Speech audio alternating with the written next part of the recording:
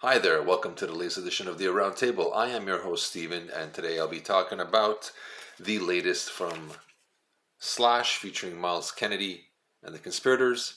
This is, as it's easily indicated, this is their fourth studio album together, and overall, I think this is Slash's seventh solo album. If you consider the two Snake Pit albums and that one solo album where he had a whole bunch of guest stars on it, singing songs on here.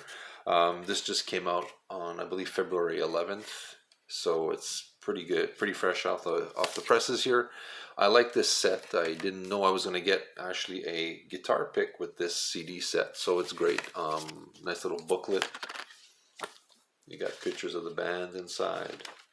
It's pretty good, pretty cool. Nicely done for that set. A nice picture of the whole band together here. The only thing I don't like is the cardboard where you pull out the CD like this. I find that scratches it, and it's cumbersome. But other than that, it's a decent package. I got it for $14.99, so it's reasonably priced in my opinion. For Slash, yeah, I don't think you can go wrong with him. That being said, this is a 10-track album produced by Dave Cobb, who's best known for Rival Sons and Chris Stapleton, and he sets up his home base in Nashville. So the band went down there and played in the studio together. So it has that very live in the studio feel. So the band is basically, at this point, after all these, are comfortable with each other, playing off each other. There's a good vibe. It's very raw. It's very melodic. Very well done, in my opinion. It sounds great. The playing from everybody is top notch. Of course, Slash, with his solos, you can't go wrong.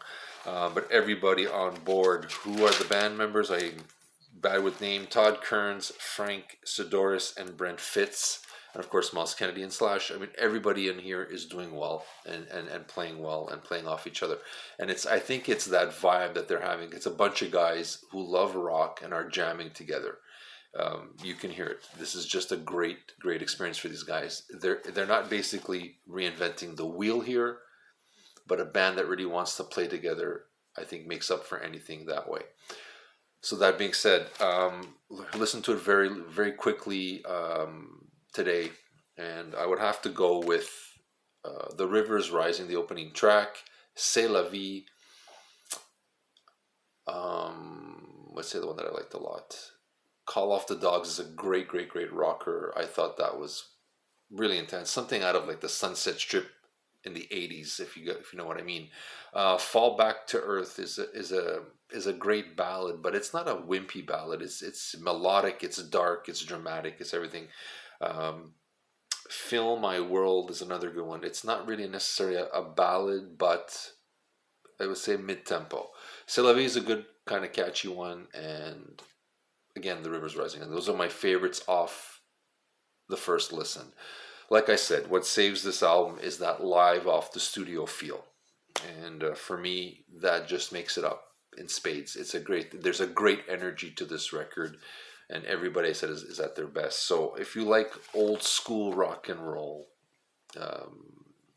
if you followed Slash at all during, Slash's Snake Pit, Velvet Revolver, anything, I think this is another winner for him.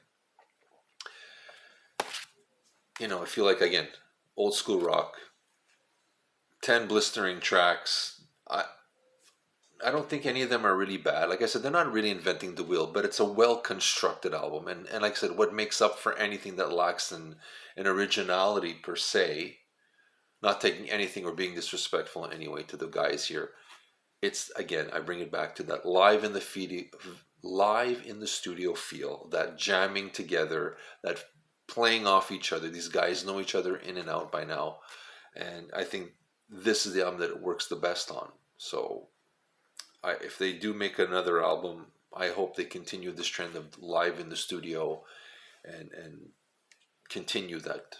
I mean, I think that works for them, in my opinion. Again, so standout tracks are The Rivers Rising, C'est la vie, Fill My World, Call Off the Dogs, and Fall Back to Earth. Again, produced by Dave Cobb.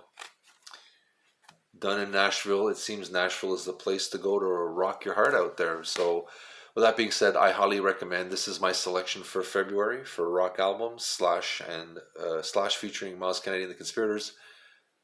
Album number 4. is my choice of the month. I think you can't go wrong with it. So this is Steven from the Roundtable saying, let me know what you think. Hit the like button, subscribe. Let us know if you like this album. What's your favorite album from Slash? I'd love to hear from you. Give me your favorite tracks off this. Again, live the dream. Keep rocking.